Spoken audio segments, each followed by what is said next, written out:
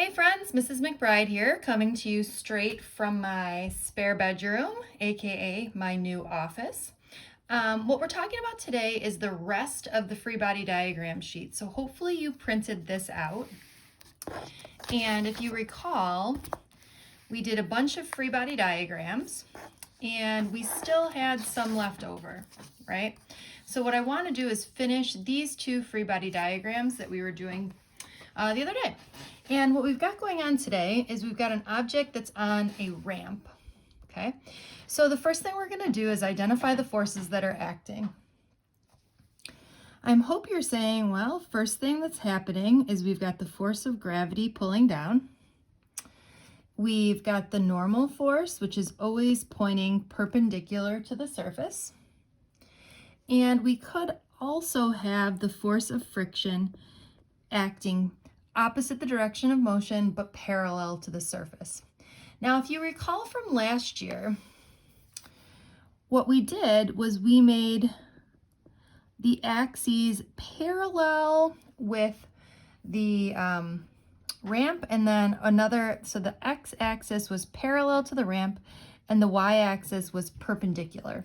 And the reason we did this is because if we were to just, draw the axes so that they were straight up and down, the direction of acceleration wouldn't be along one of these axes, which would just make things more difficult for us. So what we're going to do is, remember, when we draw in our free body diagram, we're also going to draw this tilted, where again, this is our y-axis and this is our x-axis. And we have our normal force that points along the y-axis. We get our force of friction that points along the negative x-axis, and we get our force of gravity that points in this direction, okay? So let's take a break here and do a little bit of trig. This is just the y. Right now I'm showing you the y, okay? So if this is our force of gravity, and we said this is our y-axis, okay? The question is that certainly this force of gravity is at some sort of angle. Which one of these two angles matches the angle of the ramp? Well, let's do a little trig. Okay, so if we look here at this triangle, we can say, aha, well, if this angle is theta and this is a 90-degree angle, we know that this angle right here must be 90 minus theta, because we know that there's 180 degrees in a triangle, and if this is 90, this one is theta, this one becomes 90 minus theta. All right, so if that is true, now we can focus our attention here on this 90-degree angle, okay? And if this is 90 minus theta, and this is a 90-degree angle, this guy right here is theta. So theta, if you remember, is always between FG and the y-axis, okay?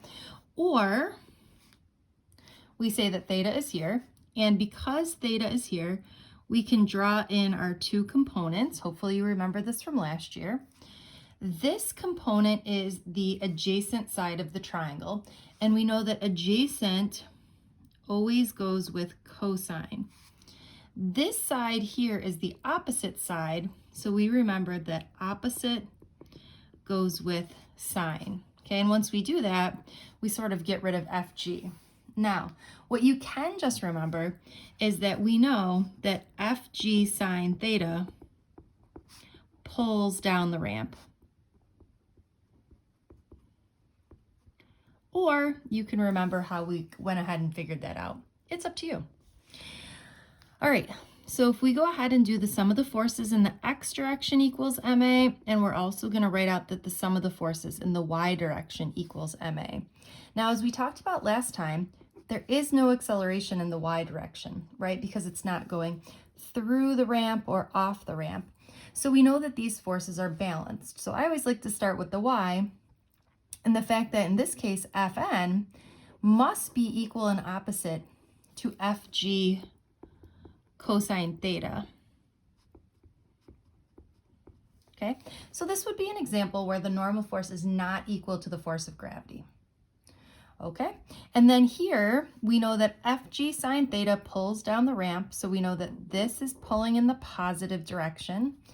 This guy's pointing in the negative direction, so we've got FG sine theta minus FF equals MA. Okay, and we'll leave that there for now, right? All right, now, kicking it up one more notch. Now, this is sort of like the problem that we just took a quiz on, right? Where we had this problem where we know that we already know the answer to the acceleration is whatever the hanging mass is divided by the total mass. It gets a little bit more complicated here when we've got this angle involved, but don't worry. We do have two objects, so we do get to draw two free body diagrams. I know, how exciting, right? All right, so let's start with this guy here because this is the easiest, I think. We know that we got the force of gravity pointing down and the tension pulling up. And what do you think we have here? I'm sure you're saying, well, I know tension points this way. The normal force points this way. And gravity points this way. We've got one slight problem though. We really have to figure out what's happening here before we draw in the force of friction. So do you think that this guy is going down, or do you think this guy is going down? Now, what if you guess wrong? Well, then the acceleration will come out to be negative when you solve for it. Okay, so you always got to guess right. You can't say both of these are moving down because clearly they're not. So you have to sort of guess, is this the ramp pulling down, or is the hanging one pulling down? Either way, we're going to be consistent. So I'm going to guess that the hanging one is pulling down. So we're going to get something that looks like this, meaning that I think that the tension will be pulling this way, and therefore the force of friction pulls this way. Again, I'll know I'm right or wrong when I go ahead and calculate this and I get a negative answer. Okay, so let's draw two free body diagrams. Now here's our friend on the ramp. Tension is pulling up the ramp. The force of friction is pulling down the ramp. The normal is like this. And we've got FG sine theta. Oh, excuse me, FG. Then we're going to break this into its components. Now, I've put the ramp in the opposite direction because I want you to know that, look, FG sine theta is still pulling down the ramp, even if we're not necessarily moving down the ramp. And then the other side is FG cosine theta. If I'm going too fast, please go ahead and pause the video. All right. And then we said the acceleration is pointing in this direction. All right. And then for our other friend here, we've got tension pointing up, gravity pointing down, and we said it's accelerating downward. Okay. So we get to write out the sum of the forces in the x direction equals ma, and the sum of the forces in the y direction equals ma. Again, we know that there's no acceleration in the y direction, but we're going to write it anyways. And then in this case, we get to write out the sum of the forces in the y direction equals ma also. Okay, so let's start here because we're at the bottom. Why not, right?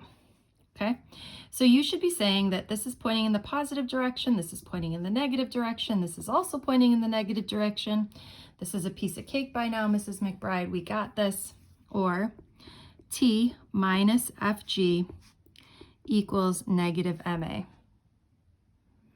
All right, also a piece of cake, you should be saying, all right, well, since the sum of the forces is equal to 0, this means that our forces must be balanced, okay?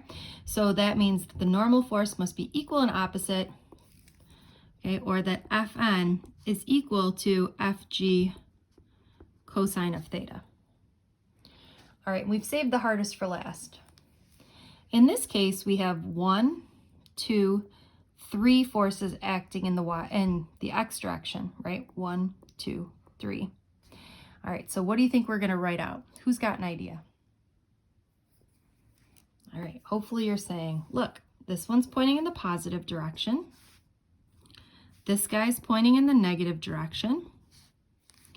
And this guy's also pointing in the negative direction because it's pulling down the ramp.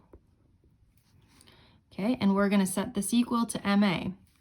Now the acceleration is positive because it's pointing in the same direction as the tension, so therefore if we call tension positive, we also have to call acceleration positive. All right, hopefully that made sense. We're going to now do some tough problem practice. See you on the next video.